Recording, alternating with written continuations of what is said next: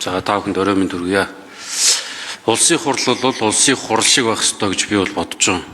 Монгол банк төрийн албаны зөвлөл өмнө нь асуултанд хариулж чадаагүй, асуултын хариултыг бичгээр ирүүлээ гэдэг энэ техникаас гарсан. Хариу нь одоо л ирээгүй таг мартцсан. Тэгээ биелэхгүй бол улсын хурлын дарга тэр энэ дээр суугаад их уран гоё яриад ухаантай царилаад хэрэг байхгүй. 20 гаруй сайттай энэ засгийн газраас ч одоо энэ ч бол яг 7 сайд л сууж штт. Төсвийн ерөнхийллийн захирагч нар бүгд сууна гэдэг эгийн тухай хуулийн дээр байгаа.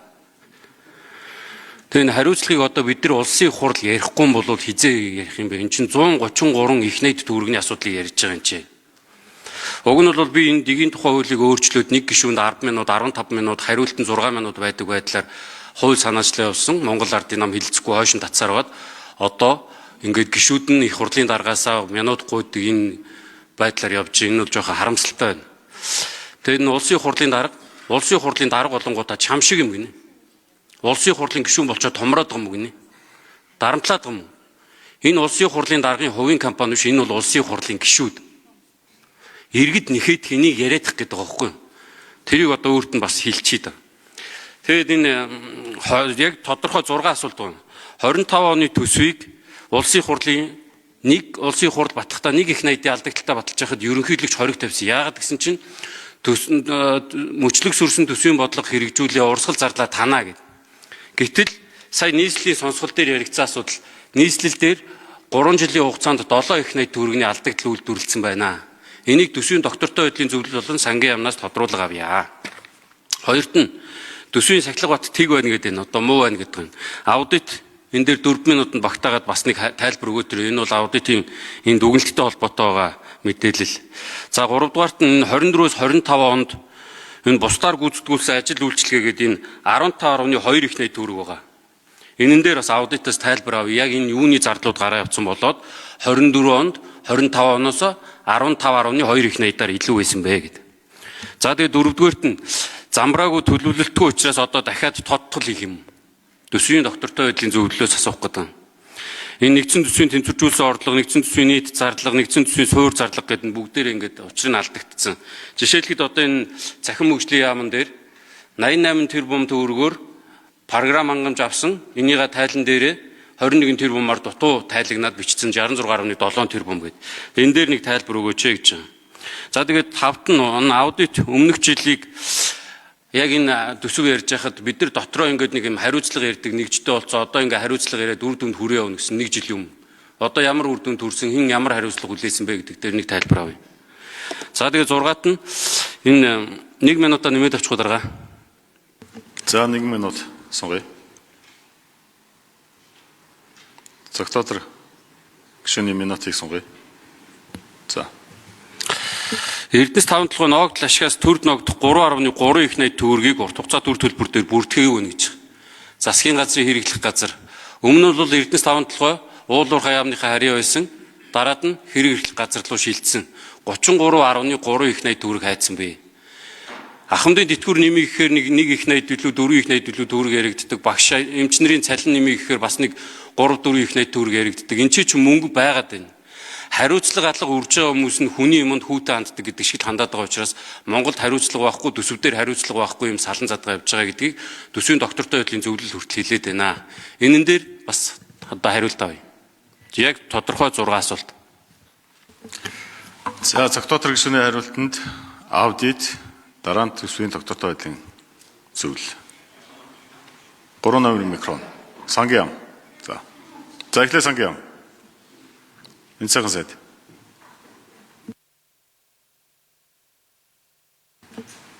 Энэ цагаан сайдын микрофон. Цогтоод гишүүний асуултанд хариулъя. За энэ төсвийн тухай хуулийн дээр өмнө энэ юу байсан юм бэ цогтоотор? Төсвийн хуулийн одоо доктортой алдагдаад байгаа талаар та хүндэгдээд байна шүү дээ. Тэгэхээр гол асуудал юу нэр нөхөр өмнө нь бол одоо төсвийн хуулинд бид нар орлого зарлагын орон нутгийн энэ орлого зарлагыг тусгаад өгсөн тэр харилцаараа зохицуулаад явдаг байсан. Нийслэлийн эрх зүйн байдлын тухай хууль батлахдаа эндээс бүх зарлагын асуудлаа усын төсвөөс аваа явуулсан. Зөвхөн орлогын асуудлыг үлдээсэн.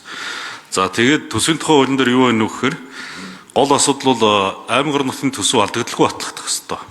Тэгэнгүүтээ та хоёр бас сууж байгаад энд хамт сууж байгаад нийслэл бонд гаргана гэдэг 500 сая долларын бонд гаргах эрхийг нөхцсөн.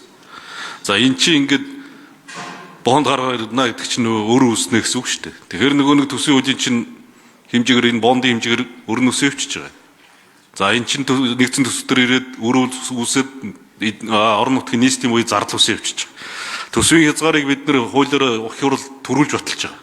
Орон нутаг 6.9/80-ийн орлого зарлагын гүйлгээ хийнэ. Эх он төсөв нь ийм багцаанд байна гэдэг хийгээд өгөхөр зэрэг нөхдөө даваачаад иргэдийн урал нь орлогоо 1.5 ихтер нэмэгдүүлээд зарлагаа 3.7 болгоод нэмэгдүүлчихэж байгаа байхгүй.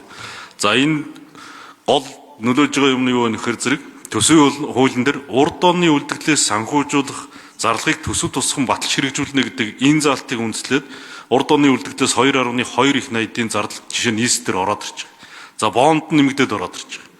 За ингэнгүүт бидний одоо төсвийн хуулиар баталчихсан хязгаараас 3.9-ээр даваа явчих. 7-оор даваа явчих. За энэ хоёр ийм ойлгомжтой заалт чинь эргээд бидрийг авчиад улсын нэгдсэн төсвөн дээр алдагдал болгож хуургаад байна. Нийслэл орон нутгийн гаргаж байгаа. Тэгэхээр бид нар энэ эргэцсэн үеийн асуудлыг одоо энэ он намрын одоо төсөв өргөн барихтаа зэрэгцүүлээд нийслэлийн асуудлыг шийдэхгүй бол цаашдаа бид нар улсын төсөв, орон нутгийн төсвийг хянаж чадахгүй зардлын тэлдийг бид нар дийлэхгүй болно. Энэ чи аймаг орон нутгийн иргэдийн урдын төлөөлөгч нар сууж байгаа шийдэж байгаа асуудал шүү дээ. Бид нар энд одоо 126-аа оруулж байгаа хязгаарын төсөв бодлоо хязгаарыг гаргаад батлаад өгч байгаа. А тэгэнгүүт тэр төсвийн хуулийн 57-гийн 3 дугаар байгаа заалтыг үндэслээл төсөв нэмээ явуулчих. За бас нэг асуудал нь тэр бондыг бол бид нар гаргаад өгч. Тэгэхээр энэ цаашдаа бол энэ аймаг орон нутг бонд гаргахыг бид нар эргэж харах хэрэгтэй юм бил. Одоо орон нутг дээр бол өмнөгөө барсан. Эднийх болохоор зэрэг орлогынхоо одоо нэг 3 жил дараа 5 жил дараа одоо татаас аваагүй орлогын тэдний 70%-аас доошгүй байна ч гэдэг юм. Энэ нөхцөлийг хангаа явж байгаа. Гэхдээ өмнөгөө шиг аймаг бол одоо манад олон биш шүү дээ. Гол асуудал бол нийслэл төр байна. Тэгэхээр энэ орон нутгийн төсөв энэ хоёр төсвийн хоорондын харилцааг зохицуулахын заалтуудаа бид нар намрын чуулган дээр төсөв өргөн барихтаа заашгүй анхаас шийдэх ёстой байна гэдгийг хэлье. За 3 дугаартай энэ дээр аудитын газар.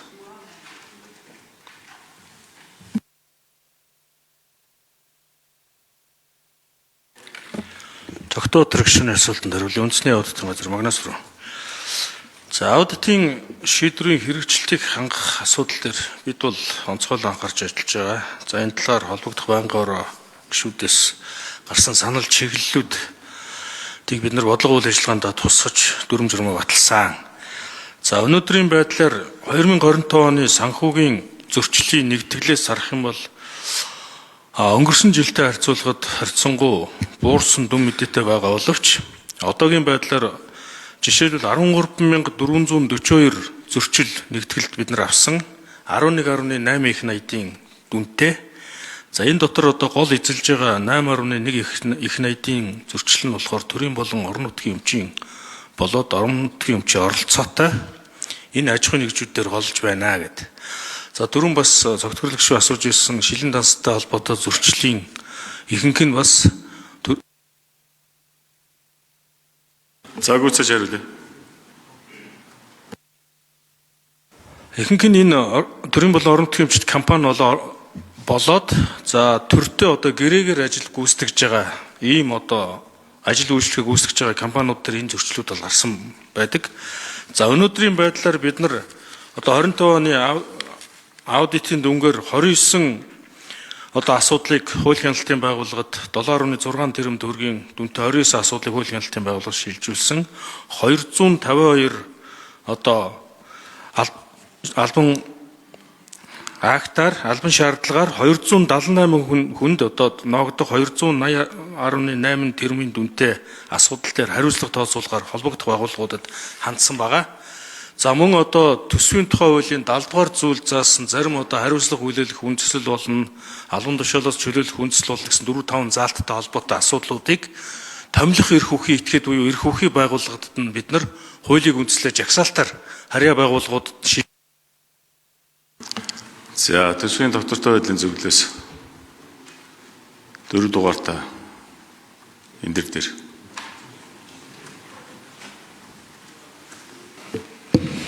За За төсвийн доктортой байдлын зөвлөл доктор гишүүний асуултанд хариулъя. Нийслэлийн төсөвтэй холбоотой асуулт асуулаа. За нийслэлийн төсөв 2024 онд 2 их найд 158 тэрбум төгрөг, 2025 онд 2 их найд 784 тэрбум төгрөг, 2026 онд 2 их найд 52.7 тэрбум төгрөгийн алдагдaltaй баталсан. Энэ нийт алдагдлын хэмжээнд 6 их найд 999 тэрбум төгрөг болоод байгаа юм. Тэгэхээр энэ алдагдлыг баталж байгаа байдал нь хоёр зүйл дээр хуулийн зөрчил үүсэж байгаа гэж манай зөвлөлөөс үзээд байгаа. Хуулийн зөрчил нь бол төсвийн тухай хуулийн 57-гийн 2-т орон нутгийн төсвийг алдагдлгүй батлахаар заасан байдаг.